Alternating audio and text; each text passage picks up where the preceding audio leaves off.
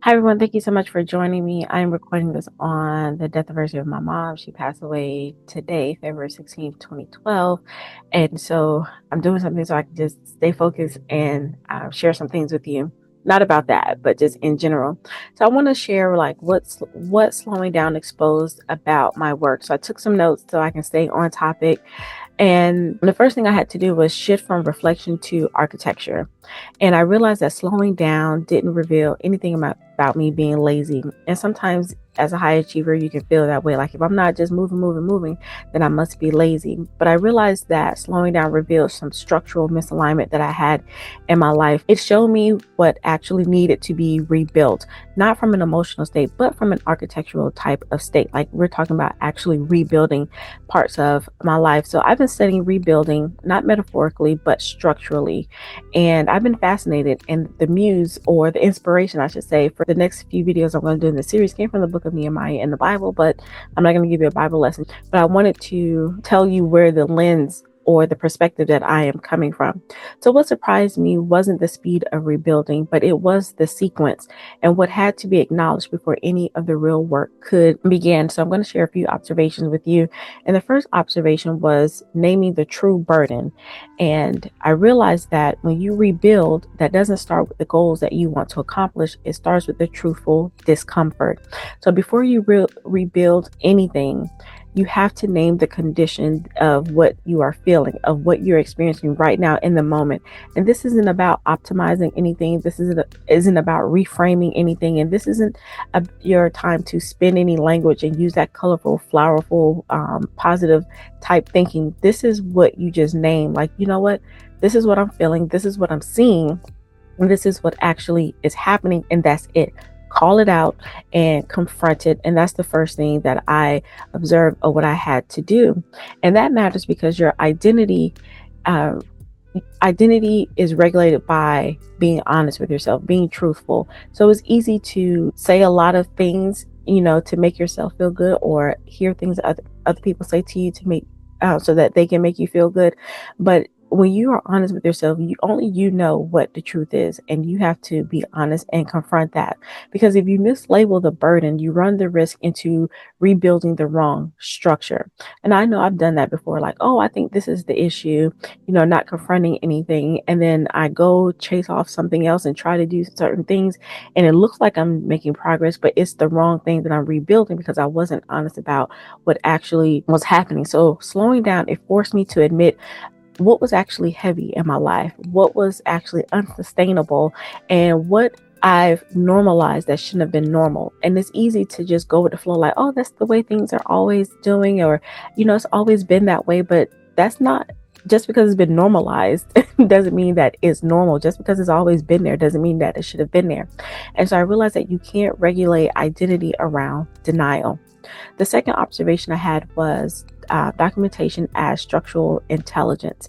And what stood out to me about that this wasn't just about the motivation, right? It was documentation, meaning record keeping, organizing, and understanding role clarity, not for those productivity hacks or just to say like, I what's the best way I can do this, or what's the most effective way, and doing all those things. But it was for structural identity. And what I had to realize was that documentation isn't control.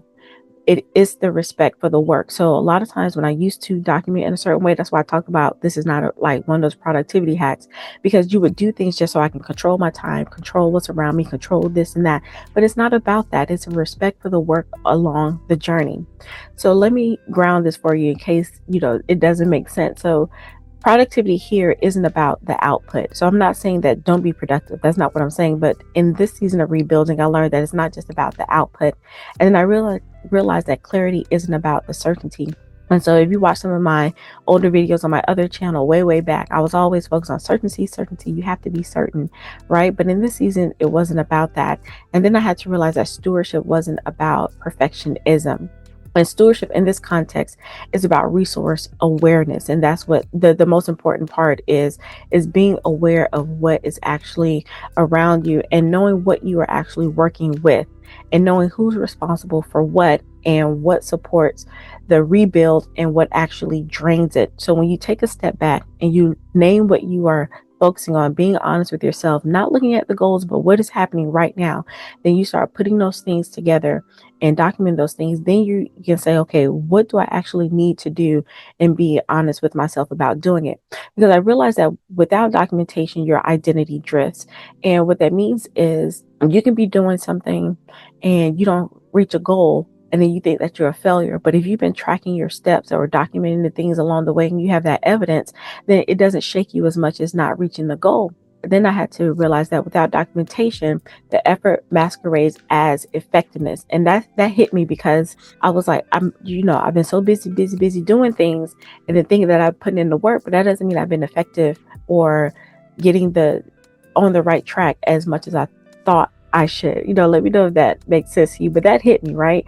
You can be so busy, but if you're not tracking the things, if you're not documenting, then you're just out here just being busy for the sake of being busy. The third observation that came about was quiet inspection.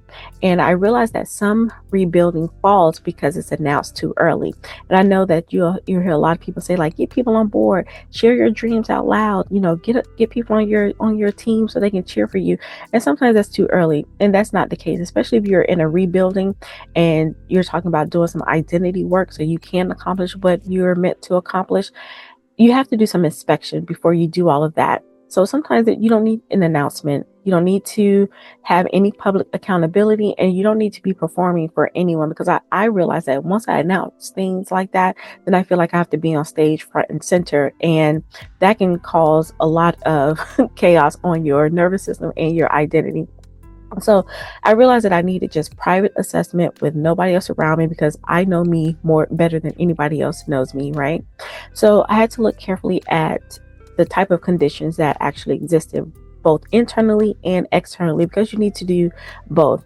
So slowing down exposed how often I executed, before inspecting, or how I made this declaration before diagnosing anything, or how I made moves before even measuring. And during all of that, I realized that taking shortcuts is expensive.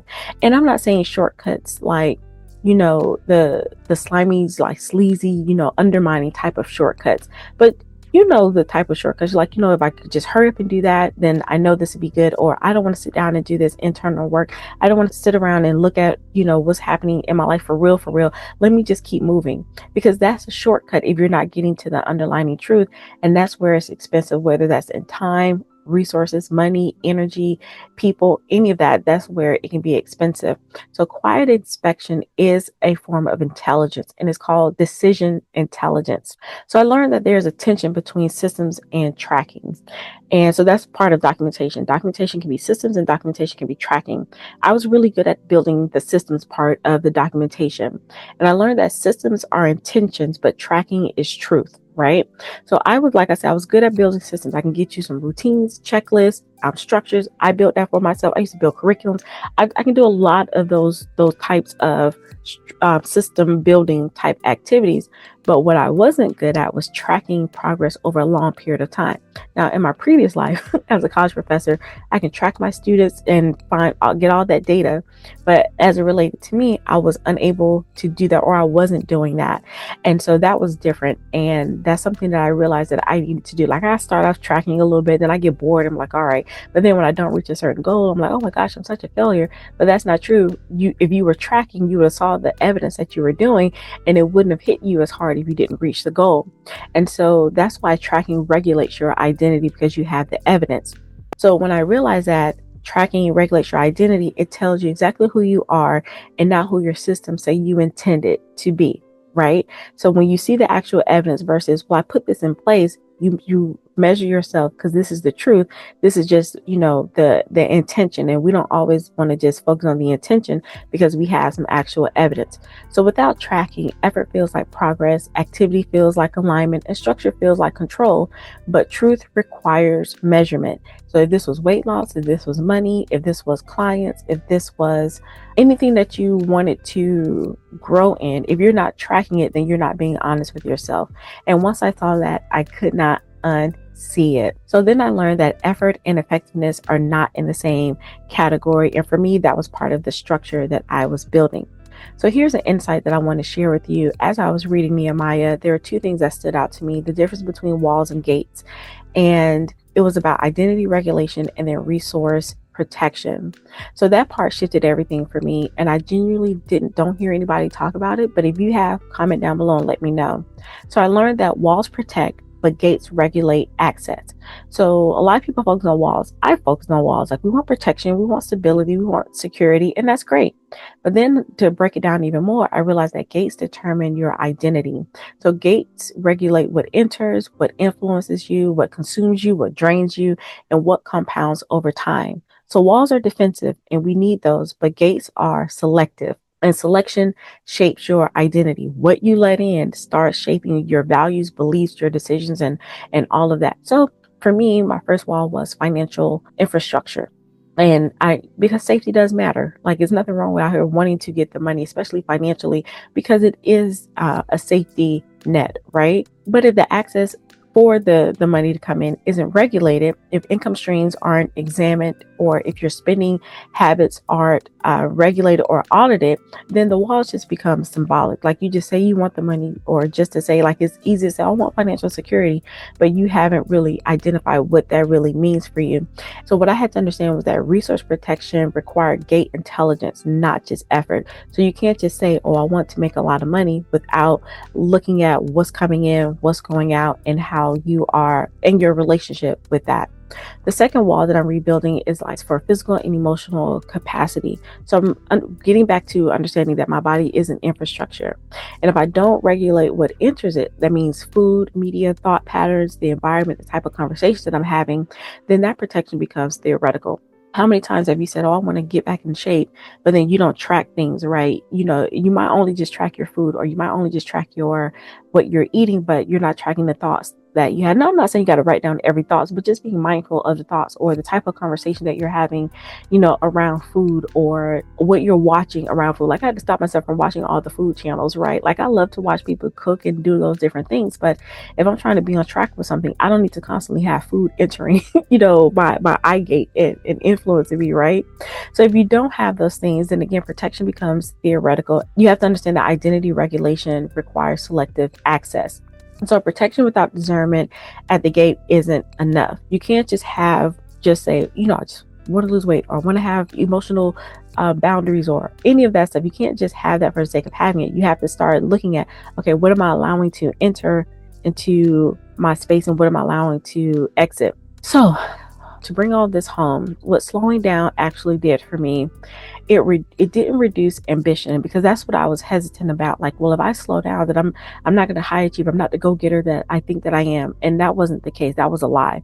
But it did clarify the architecture for me. It exposed where my identity was drifting, right? Who I was so focused on what I had built, but not who I had become in that moment. So when things happen to you in your life, you become a different person, and you have to understand who you become in that moment. And I didn't do that. So slowing down allowed me to refocus on that. And then it lets you know where your resources are leaking, both for me financially, and for physically and emotionally. For you, your walls could be different, but slowing down will reveal where you are leaking certain things, and then where your systems have been unverified. A lot of times you can put things in place and you think that your system, or your routines, or your checklists are doing great things, but if it hasn't been tested through, or if you haven't truly been tracking, then you just have systems for the sake of having systems, right? So it shifted my focus from building more to building more structurally. Slowing down shifted my focus from momentum to now sequence, how I do things and in what order. And it shifted from just effort to alignment. And that was the quiet work that I needed to do in the truthful state of where I am. And so I had to do some intentional inspection, and then I had to do some architectural thinking, like literally, what does it mean to build? And that work doesn't need an audience to be valid. And I'll be honest, it's like, well, no one's watching, no one's looking at this, or no one came to my work, this, that, and the other.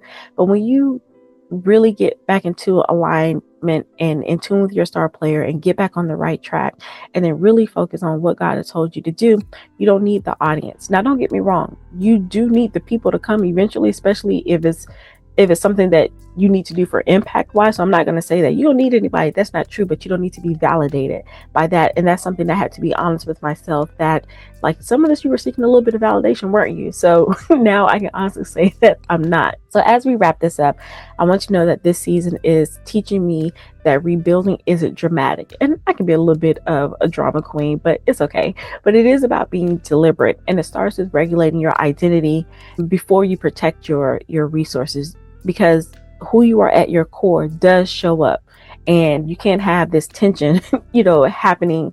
You're trying to do something that you're not, or you're suppressing who you are to do something else.